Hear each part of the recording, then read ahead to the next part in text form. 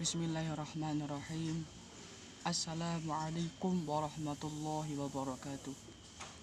Alhamdulillahirabbil alamin wa bihi nasta'ina wa ala umurid dunya waddin sayyidina wa maulana Muhammadin amma ba'du.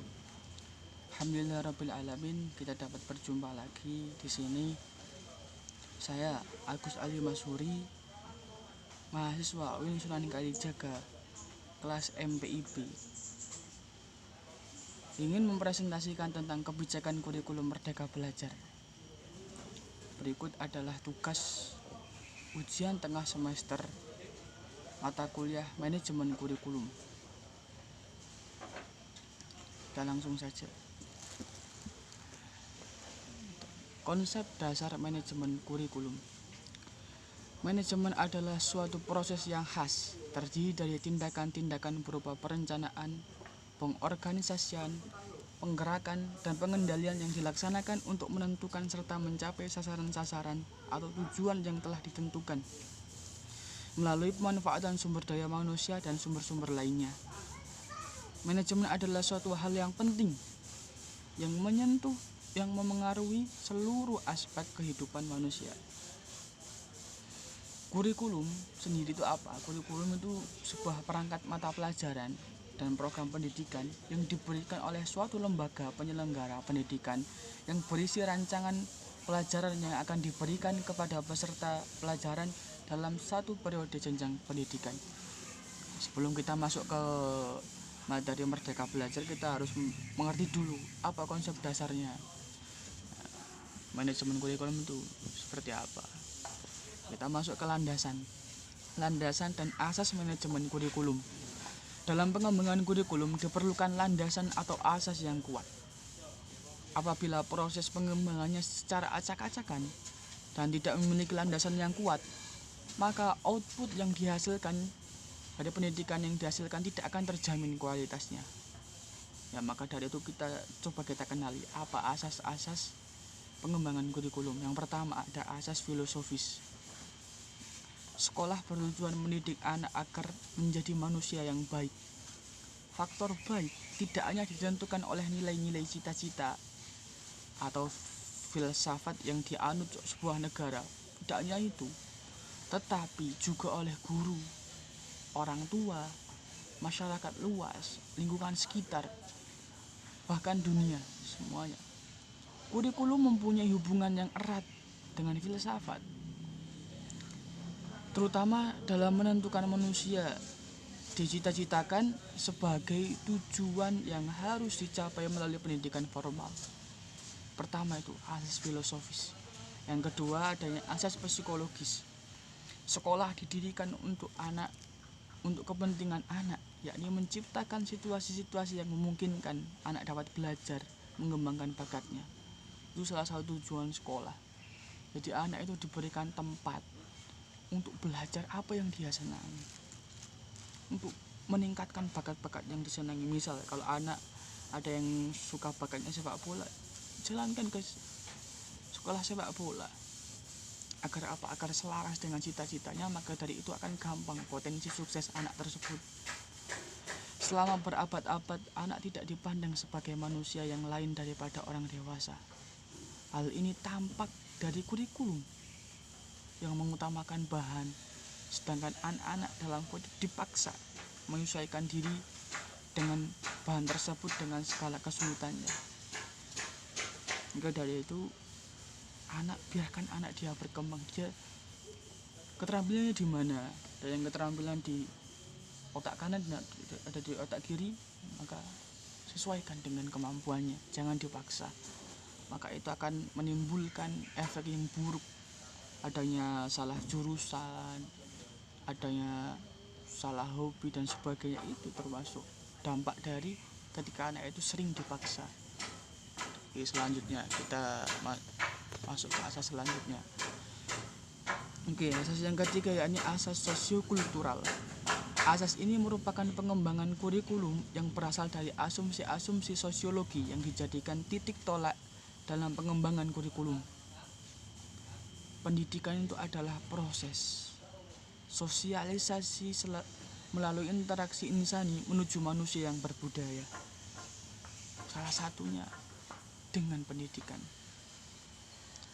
Dalam konteks inilah anak didik itu dihadapkan dengan budaya manusia.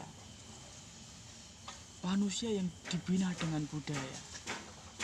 Dalam konteks inilah anak didik diharapkan untuk dikembangkan sesuai nilai budayanya, serta dipupuk dengan kemampuan dirinya untuk menjadi manusia. Ini salah satu nilai di asas sosiokultural. Asas yang keempat yakni asas organisatoris. Asas ini berkenaan dengan organisasi kurikulum. Suatu aktivitas dalam mencapai tujuan pendidikan formal perlu suatu bentuk pola yang jelas tentang bahan yang akan disajikan atau yang akan diproses kepada peserta didik. Pola atau bentuk bahan yang akan disajikan inilah yang dimaksud organisasi kurikulum. Organisasi bahan pelajaran yang dipilih harus serasi dengan tujuan dan sasaran kurikulum, yang pada dasarnya disusun dari yang sederhana kepada yang kompleks. Yang awalnya sederhana kita kembangkan secara kompleks, dari yang konkret kepada yang abstrak, dan dari ranah dominan tingkat rendah kepada ranah tingkat tinggi, baik kognitif, afektif maupun psikomotorik. Ya, ada 4 asas tersebut landasan kurikulum. Kita mengenal apa sih komponen manajemen kurikulum. Komponen kurikulum meliputi yang pertama, tujuan kurikulum. Yang kedua, komponen isi atau bahan. Yang ketiga, komponen strategi pelaksanaan. Dan komponen yang keempat, komponen evaluasi. 4 ini harus dijalankan dalam manajemen kurikulum. Kalau ada satu yang tidak dijalankan, maka tidak akan maksimal sistem tersebut, tidak akan maksimal kurikulum tersebut. Yang kedua yakni tujuan kurikulum meliputi yang pertama, tujuan nasional. Tentu kurikulum termasuk jantungnya pendidikan. Ketika kurikulum itu amburadul, maka jelas kita di lapangannya, kita mengajarnya itu akan amburadul, dan itu pasti, karena itu paling dasar atau jantungnya sekolah ya di kurikulum. Yang kedua institusional, yang ketiga kurikuler, dan yang keempat instruksional. 4 tujuan kurikulum tersebut. Oke, kurikulum Merdeka Belajar atau Kampus Merdeka. Kita masuk di tema tersebut. Kurikulum ini merupakan implementasi dari kebijakan Menteri Pendidikan dan Kebudayaan Republik Indonesia, Bapak Nadiem Makarim, yang antara lain memberikan hak belajar 3 semester di luar program studi kepada mahasiswa, sebagaimana diatur dalam Permendikbud nomor 3 tahun 2020. Merdeka Belajar Kampus Merdeka adalah program pembelajaran yang memfasilitasi mahasiswa untuk memperkuat kompetensi dengan memberi kesempatan menempuh pembelajaran di luar program studi pada perguruan tinggi yang sama dan atau menempuh pembelajaran pada program studi yang sama di perguruan tinggi yang berbeda. Kita diberikan kebebasan dalam belajar. Misal kita jurusan MPI, kita ingin di 3 semester kita kepingin belajar yang lain, boleh. Di perguruan apapun boleh. Ini salah satu nilai positifnya. Pembelajaran pada program studi yang berbeda di perguruan tinggi yang berbeda dan atau pembelajaran di luar perguruan tinggi, kita bebas. Maka dari itu manfaatkan betul untuk para mahasiswa untuk benar-benar mengambil sebuah sistem yang sangat bagus ini untuk Merdeka Belajar. Pak Nadiem Makarim juga meluncurkan program Merdeka Belajar yang memiliki turunan kebijakan di lingkup SD, SMP, SMA, dan SMK sehingga hingga perguruan tinggi. Maka dari itu semua diperbolehkan, tinggal kita yang menyesuaikan. Salah satu yang menjadi sorotan kebijakan Nadiem adalah meniadakan UN dan mengganti dengan asesmen nasional. Kebijakan menghapus UN sebenarnya sudah menjadi tuntunan yang muncul di masyarakat. Oke, dari 2020 UNAS itu sudah tidak diberlakukan, dan itu banyak sekali kritikan maupun hujatan dari para pakar-pakar pendidikan. Tapi kita patut kita coba, apakah efektifkah sistem ini atau tidak efektif. Nah, itu bisa kita teliti lagi, kita teliti lebih dalam lagi. Oke, selanjutnya kebijakan kurikulum Merdeka Belajar di perguruan tinggi. Saya jabarkan bagaimana kebijakan yang berlaku di perguruan tinggi ya teman-teman.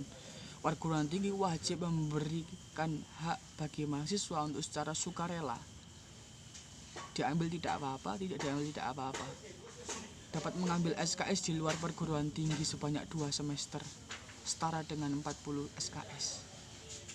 Jadi kita bisa mengambil matkul 2 semester yang setara dengan 40 SKS di perguruan tinggi yang lain.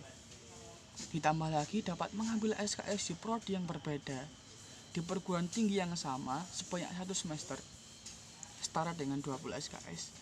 Bebas sekali kita mengambil.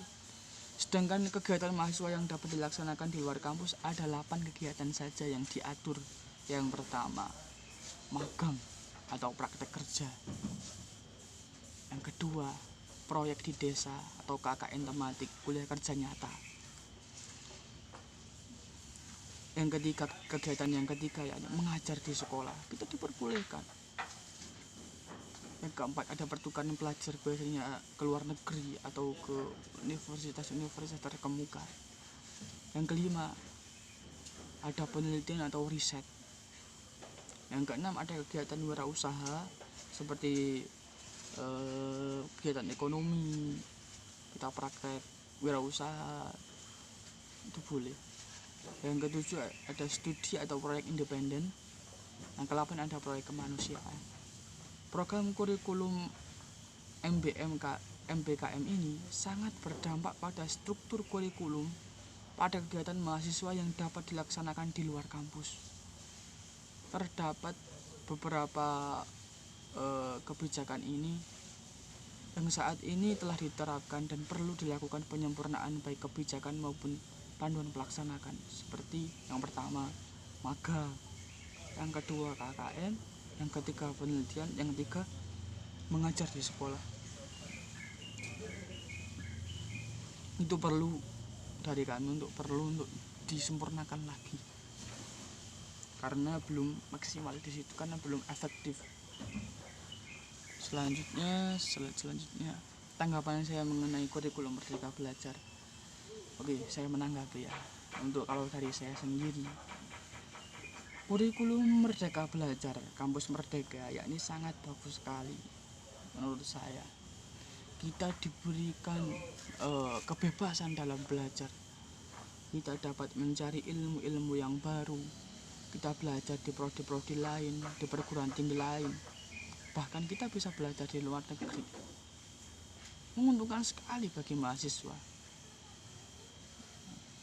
Saya jabarkan ya, tujuan kegiatan ini agar dapat melaksanakan kurikulum Merdeka Belajar. Yang kedua, adanya evaluasi pedoman magang atau praktek kerja KKN tematik dan penelitian mengajar di sekolah, serta kebijakan kerja sama level perguruan tinggi dan program studi pada sistem penjaminan mutu untuk mendukung kurikulum program Merdeka Belajar Kampus Merdeka Belajar. Yang ketiga, untuk menyusun panduan kurikulum program Merdeka Belajar Kampus Merdeka, khususnya kegiatan yang dapat dilaksanakan di luar kampus. Jadi kita lebih turun ke lapangan, dan itu salah satu kelebihan lah. Kita tidak hanya belajar di kelas saja, tetapi kita magang dan turun langsung di lapangan. Yang pertama, kegiatan apa yang tadi disebutkan? Yang pertama magang, yang kedua KKN atau membangun desa, membangun sosialisasi kepada desa-desa. Yang ketiga, ada penelitian tentang apapun itu. Yang keempat, ada mengajar di sekolah. Maka hal itu sangat menguntungkan untuk para mahasiswa bisa melaksanakan, bisa memanfaatkan situasi tersebut, karena di era Pak Nadiem saja. Respon Oke, kita masuk ke respon berbagai perguruan tinggi mengenai kurikulum Merdeka Belajar. Yang pertama, Ketua Badan Eksekutif Ketua BEM UI Fajar Adi Nugroho ragu jangka waktu 2 tahun yang diberikan bagi perguruan tinggi untuk melakukan penyesuaian akan mencukupi. Fajar menilai mesti ada pengaturan yang jelas bagi perusahaan yang membuka pemagangan bagi mahasiswa nantinya. Ia khawatir program magang yang dicanangkan justru menjadi alat bagi industri untuk mendapatkan tenaga kerja murah. Tanggung jawab penyelesaian ini harus tidak hanya dibebankan pada perguruan tinggi, tapi juga lembaga pendidikan untuk melindungi mahasiswa pada saat melakukan salah satu untuk pembelajaran sehingga tidak dieksploitasi industri, kata Fajar. Setiap kebijakan pasti ada pro dan kontra, maka dari itu Ketua BEM UI ini termasuk kelompok yang kontra. Jadi mahasiswa tidak disiapkan untuk industri, maka dari itu tidak disiapkan untuk industri yang mendapatkan tenaga kerja murah.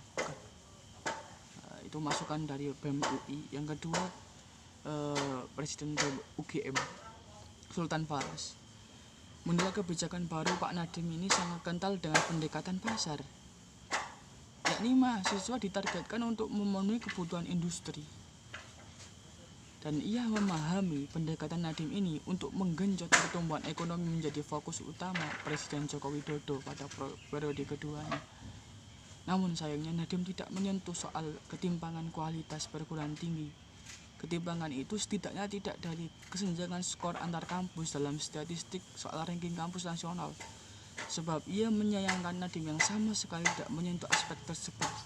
Padahal jika kebijakan ini diterapkan pada kondisi perguruan tinggi yang timbang kualitasnya, maka hasilnya tidak akan maksimal. Itu masukan dari BEM UGM. Untuk dari selanjutnya ada Rektor Universitas Terbuka Bapak Ojat Darojat menyampaikan dukungannya terhadap program ini. Namun di saat yang sama ia mengaku tengah memutar otak untuk menerapkan program itu di kampusnya. Sebab perkuliahan di UT menggunakan sistem pembelajaran jarak jauh. Selain itu berbeda dengan kampus lain, mahasiswa UT umumnya telah bekerja dan menikah, sehingga waktu yang tersedia tidak lebih fleksibel dari mahasiswa lain. Ini masukan dari UT. Begini, kalau ini termasuk kelompok yang pro, tetapi rektornya masih bingung bagaimana menerapkan kebijakan ini. Ya, karena umumnya mahasiswa UT sudah menikah dan banyak-banyaknya online. Maka dari itu si Pak Rektor ini masih berusaha menerapkan tersebut. Selanjutnya dari Rektor Universitas Gajah Mada menyebut kampus Merdeka adalah pola baru, sistem baru pembelajaran pendidikan di Indonesia, terutama di perguruan tinggi. Dan perlu banyak hal yang perlu disesuaikan, mulai dari kurikulum, dosennya, sistem informasi itu ditata ulang lagi. Kepala Pusat Inovasi dan Kajian Akademik Hatma Surjatmojo menjelaskan pada tahun 2016 UGM meluncurkan kerangka dasar kurikulum sebagai panduan pengembangan kurikulum di seluruh program studi seiring inovasi hasil revolusi industri 4.0. UGM menyesuaikan KDK dengan membentuk tim perumus kurikulum pada pertengahan 2019. Termasuk pendapat yang pro ya ini dari Rektor UGM. Ya, ini kita masuk ke yang dari UNER. Pak Rektor Muhammad Nasih mengaku akan merancang kurikulum lintas multidisiplin agar mahasiswa ilmu sosial bisa belajar ilmu eksakta dan mahasiswa ilmu eksak juga bisa mengerti ilmu sosial. Selain itu, UNER akan mengadakan mata kuliah berbasis digital dan program magang di luar negeri atau pertukaran pelajar yang akan menggantikan tugas akhir. Namun dengan catatan mahasiswa sudah mengambil semua mata kuliah wajib selama masa perkuliahan dan dapat mematuhi syarat dan ketentuan yang berlaku. Jadi itu masukan dari Pak Rektor UNER. Selanjutnya kita masuk ke pendapat dari Pak Rektor dari IPB, Bapak Arif Satria. Melalui keterangan tertulis Pak Arief menyebutkan kebijakan Nadiem akan meningkatkan fleksibilitas mahasiswa untuk belajar lintas disiplin. Artinya ke depan mahasiswa bisa meramu mata kuliah yang diambil sesuai dengan kebutuhan yang tidak terpaku pada program studi yang diambil. Pembelajaran ke depan adalah personalis yang disesuaikan dengan minat, bakat, dan kebutuhan mahasiswa, itu kata Pak Arief. Jadi tentu semua kebijakan pemerintah itu ada yang pro dan ada yang kontra. Maka kita disiapkan sebagai mahasiswa untuk berani kritis, untuk berani mengambil apa langkahnya dan apa yang resiko yang dia ambil. Maka dari itu ini menurut saya sebuah kebijakan yang sangat bagus sekali. Kita dibebaskan untuk memilih. Maka dari itu pesan saya kepada teman-teman mahasiswa, saudara-saudara mahasiswa-mahasiswi untuk memanfaatkan situasi ini. Tetap kita untuk mencari ilmu seluas-luasnya, mencari ilmu secara luas tanpa ditutupi oleh dinding-dinding kelas, tapi kita bebas, kita bisa masuk ke sana, kita bisa masuk ke sini, bebas. Asal ilmu itu bisa masuk ke dalam diri kita sesuai dengan hobi kita. Misal kita jurusan agama, tapi kita pengen mempelajari ilmu bahasa, maka boleh kita ke sana. Tidak ada larangan. Ini dia memakan merdeka belajar. Oke, terima kasih setelah mendengarkan pernyataan saya.